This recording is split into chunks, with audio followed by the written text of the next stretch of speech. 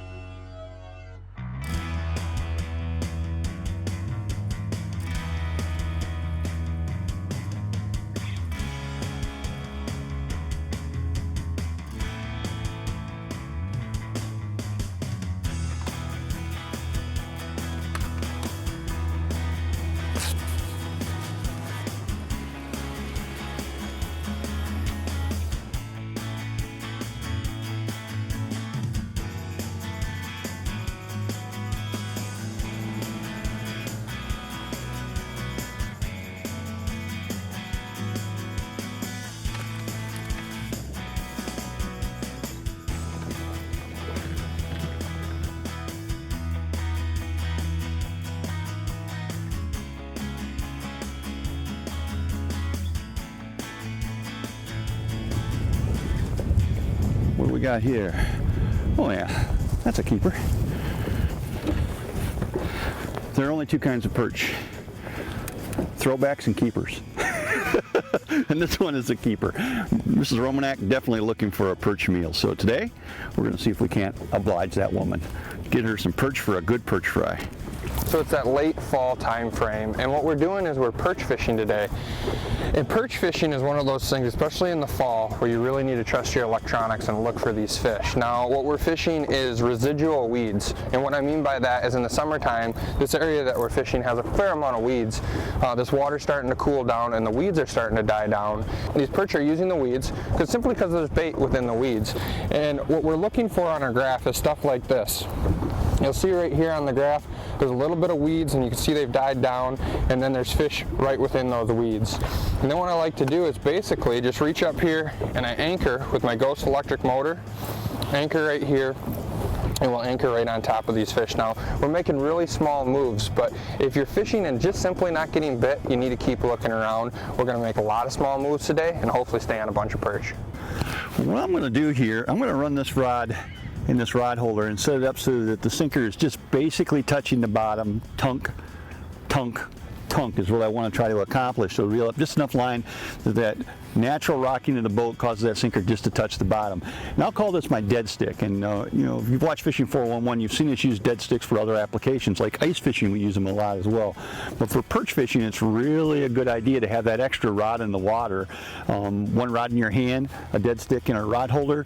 That gives you that double down ability so you can double up your chances of catching fish. When it comes to perch, the more bait you have in the water, the more you keep the perch around you and actively staying by you. And looky here. Look at there. The old dead stick just went with a double header. So dead sticks do work if you set them so that that sinker is just touching the bottom.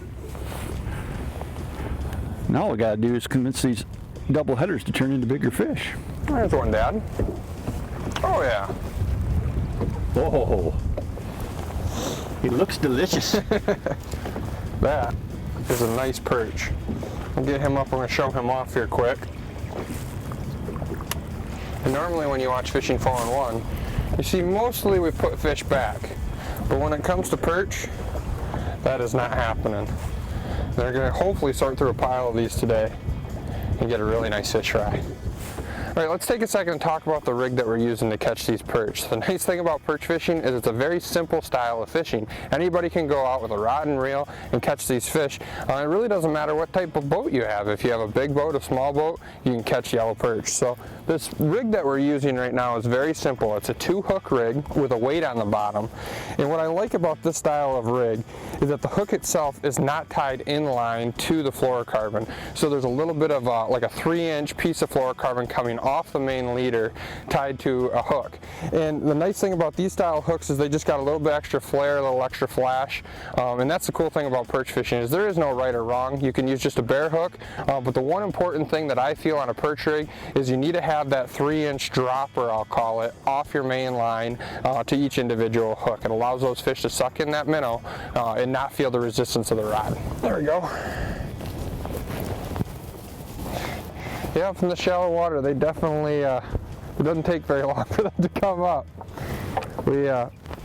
We fished a bunch of different depths so far this morning, but right now we're already up into like 10 feet of water. So literally we're basically setting the hook on these fish and they're coming up out.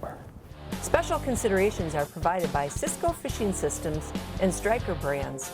Go early, go late, go prepared. Additional considerations provided by Fishhawk Electronics. Trolling without a fishhawk is called boating.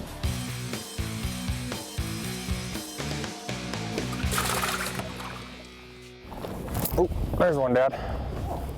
Excellent, Jakers. Feels like a pretty good fish.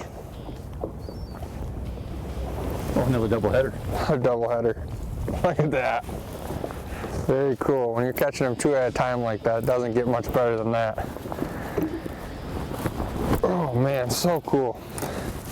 What we're going to do here, I'm starting to get a little bit picky. This is a good perch, but we're going to put this one back.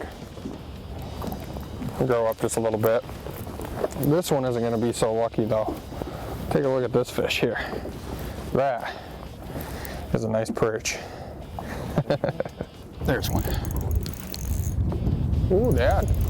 It's a pretty good one here, whatever this one is. Oh, it's just a double header, that's why. That's why. That. You get 2 at a time. I'm getting greedy. I'm getting greedy. 2 at a time is a wonderful thing. We'll take that one off first. Come on there. And that is definitely a little better. That's why I was distracted here. We're about, I don't know, 50 feet from a boat, and now I got a boat that's going to sit in between them. I guess if you're perch fishing, you better be gregarious because it's gonna get crazy. There's going to be people everywhere, but it's like a party. Can't have a party without people.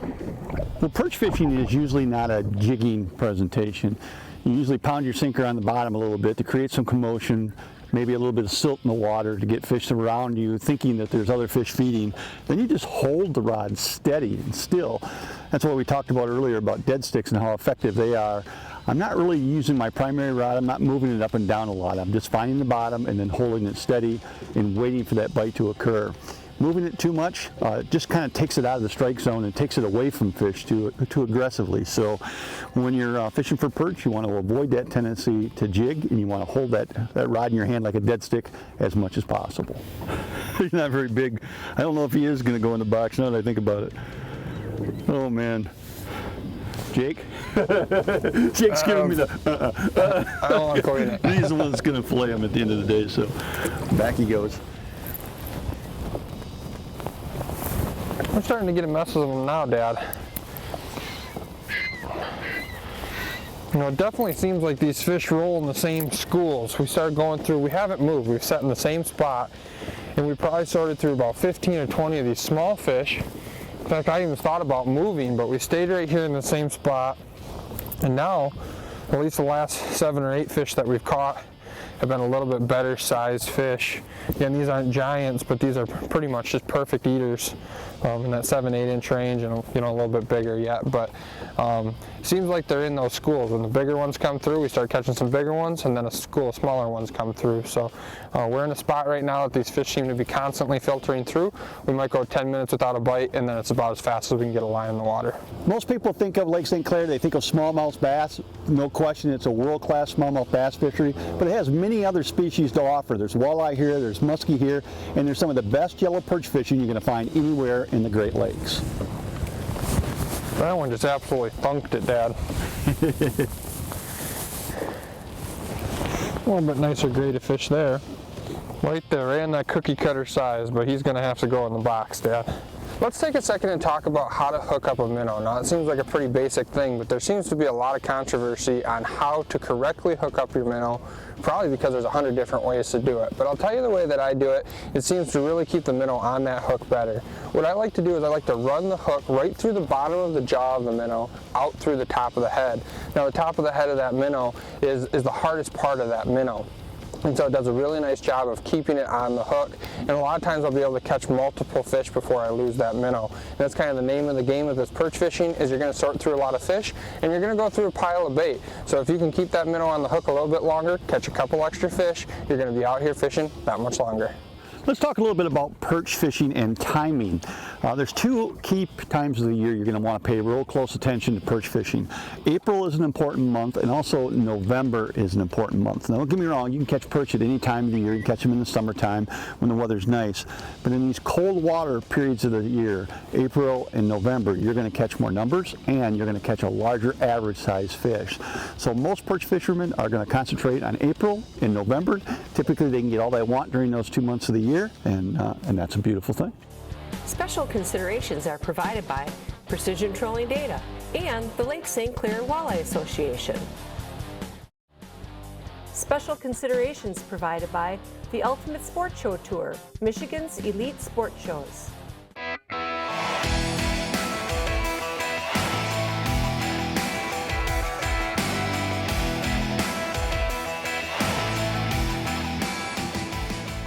Eagle Claw presents the 411 on fishing. Hey, this is Brian Darland from Jay Sporting Goods here. We're standing in the fishing department at Jay Sporting Goods in the Clair location. We have a lot of great things, even for all outdoor enthusiasts. We have your hunters taken care of. We have clothing taken care of. We have your fishing needs, obviously, guns and ammo and all that kind of stuff as well. Jay Sporting Goods started a long time ago here, and we actually just crept into our 50th year, actually. They have two locations. One is up in the Gaylord location up there. They actually have a Cops and Donuts built right in. But then, as far as the Clair location goes, this is the original. You know, we started in a garage downtown, went to a nice building uptown we thought was big way back when, moved down to a hayfield, and you know what? Here we are. We've grown into this beautiful store. We love it here. Can't go wrong with that. But as far as any outdoor needs, come on in and see us. I love when they're so aggressive. But I missed this fish. And I'm guessing what's going on, I missed him on the top hook. He came right back and he hit the bottom hook again. That's a pretty good perch right there. Nothing wrong with a fish like that. We will put him in the frying pan. Let's talk about the fabled 2-pound perch. You know, there are places where you can legitimately go and catch a 2-pound perch. Places like Lake Gogebic up in Michigan's Upper Peninsula is famous for producing those big perch. Well, today we're on Lake St. Clair, and I'm not saying you can't catch a 2-pound perch here, but your chances of catching a 2-pound perch here are probably not as good. This is a fertile body of water. The fish grow fast, but there's a fairly intense amount of fishing pressure here. So if a perch lives long enough to get to be 2 pounds, he's been very fortunate to avoid a perch rig during that time frame. Because nobody throws back a 1-pound perch. At least nobody I know throws back a 1-pound perch. So St. Clair is about numbers. And if you hit it right, you can have some quality perch. No question you're going to have a nice mess of perch out of Lake St. Clair. But the chances of catching a 2-pounder here, probably not that great. Could possibly happen, maybe on a lucky day. But you're going to go home here on day in and day out. You're going to go home with limits of perch that are going to be 9, 10, 11, 12 inches is what you're looking at. That's what Lake St. Clair offers day in and day out. This one feels real heavy. Oh man, look at this. Ooh, look at that. That's a double header right there. So cool. That perch right there, it's a real pretty fish. Actually doesn't even have hardly any stripes on it. You can see the different colorations in these perch too, and how they're all just a little bit different. How this one underneath it's got all those nice defined stripes, and this one's a little bit more washed out. So it's like no perch is created equal. They're all just a little bit different, and that's what's so cool about them. But we're gonna unhook this bottom one, and he gets a pass. Oh, nice fish. But this top one isn't so lucky. I'd like to do a quick shout out to the Lake St. Clair Walleye Association. The members there are very, very gracious people. They've actually helped us get on a number of walleye shows, and now they've helped us get onto a nice perch show. The club is unique in that they're all about educating people to the benefits of fishing, and they're more than willing to share information, including spots and times of year. If you're not a member of a fishing club, you need to join one, and from our perspective, you really can't find a better club than the Lake St. Clair Walleye Association. Man, this is fun. We've had a great day here. Catching us some yellow bellies. Hard to reel when you got a fish in your hand and a fish on the line. It's turning into a cluster. I'm going to have one messer if I'm not careful. I already got one mess. There's one down. You know, in the shallow water, braided line isn't all that important because we're literally fishing 10 feet of water for these fish. So it's really not hard to feel that bite. But these setups that we have for perch fishing, we take all over the place, and a lot of times we'll target perch in deeper water. So I like a braided line for perch fishing just for the sensitivity. In fact, just about any time I have a rod in the hand, I like braided line because I like that sensitivity. In this case, this fish bit it pretty good, but I could feel that weight tick in the bottom, tick, tick, tick, and then there's definitely a thunk, and there's no question that you got a bite. So if you're looking to set up a perch rig, it's pretty hard to beat that 10-pound test. 8 to 10-pound test braided line is pretty much what you're looking for setting up your perch rig. Special considerations are provided by Trailmaster Trailers and Daiwa Corporation. Special considerations are provided by Procure, ruthlessly effective bait sense. Look at that. Well, as fast as you get it down there. I got one on this rod too. Don't even have time to unhook them anymore. I got one too. This feels like a pretty good one here. Oh yeah, oh yeah. Come to Papa. Jeez, Dad. That is a definitely. I was just saying when you're going through a little smaller group, that one's not smaller. Nope, that one's not small at all.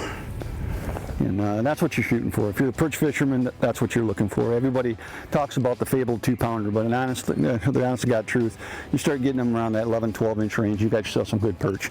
Good eating right there. That's a pretty good one here, Dad. Oh yeah, that's what we're here for. Throwing him in here. Woo! That is a beautiful Lake St. Clair perch right there. I'd love to catch a mess of them. And that's the cool thing about this fishery is just how diverse it is. Now, it's a world-class musky fishery.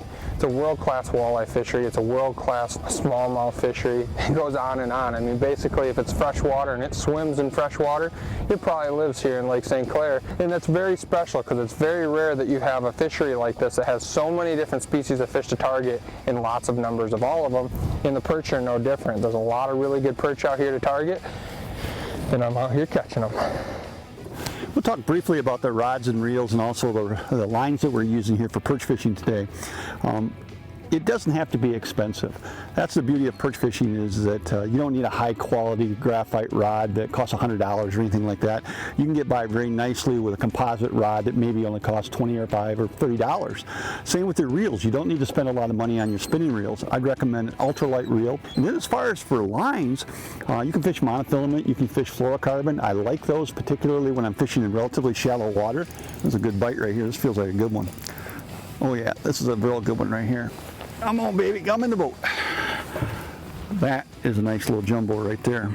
Let's talk about another local trick used for attracting perch to your boat, and it has nothing more to do than what this anchor is.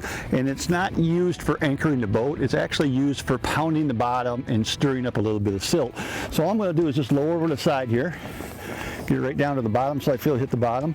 Boom. When it hits the bottom, I'm just going to chunk it a couple times just to stir up some silt. What that does, between the noise and the silt, it'll pull perch into the area and improve your fishing success.